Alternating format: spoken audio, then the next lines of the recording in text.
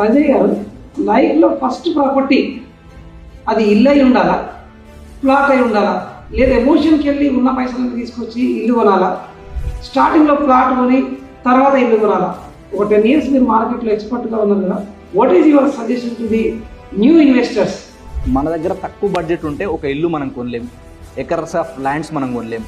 కాబట్టి తక్కువ బడ్జెట్లో కూడా కొనగలిగేది ఏంటంటే ఒక పీస్ ఆఫ్ ల్యాండ్, అంటే ఒక ప్లాట్ మాత్రమే కొనగలుగుతాం. సో మన దగ్గర తక్కువ బడ్జెట్ ఉన్నప్పుడు ఏం చేయాలంటే, తక్కువ బడ్జెట్లో పెద్ద ఇల్లు రావట్లేదు, మనకు ఓన్గా అగ్రికల్చర్ ల్యాండ్ రావట్లేదు అన్నప్పుడు మనం ఏం చేయాలంటే, మన దగ్గర బడ్జెట్లో ఎక్కడైతే ఒక ప్లాట్ వస్తుందో చిన్న చిన్నగా ప్లాట్లు కొని పెట్టుకోవాలన్నమాట.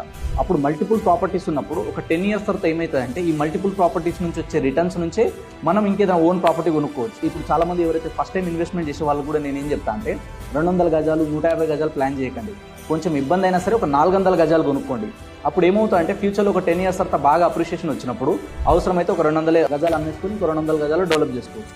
లేదా 400 గజాలు అమ్ముకున్నా కూడా రిటర్న్ ఆన్ ఇన్వెస్ట్మెంట్ మనకు అప్రిషియేషన్ బాగా వచ్చినప్పుడు అప్పుడు ఇంకొక 200 గజాలు ఎక్కువ ఉంటే బాగుంటుండే అన్న ఫీలింగ్ ఉండిపోతుంది. కాబట్టి ఫస్ట్ టైం ఇన్వెస్ట్మెంట్ చేయాలి, తక్కువ బడ్జెట్లో ఇన్వెస్ట్మెంట్ చేయాలంటే డోంట్ థింక్ అదర్వైజ్. మీరు ఒక్కటే చూడాల్సింది ఏంటంటే ఓపెన్ ప్లాట్స్లో బెస్ట్. ఎందుకంటే అన్ని లీగల్ క్లియర్ ఉంటాయి, సేఫ్టీ ఉంటుంది, సెక్యూరిటీ ఉంటుంది, అండ్ చిన్న ప్లాట్ కాబట్టి ఈజీ టు రీసేల్ ఉంటుంది. సూపర్.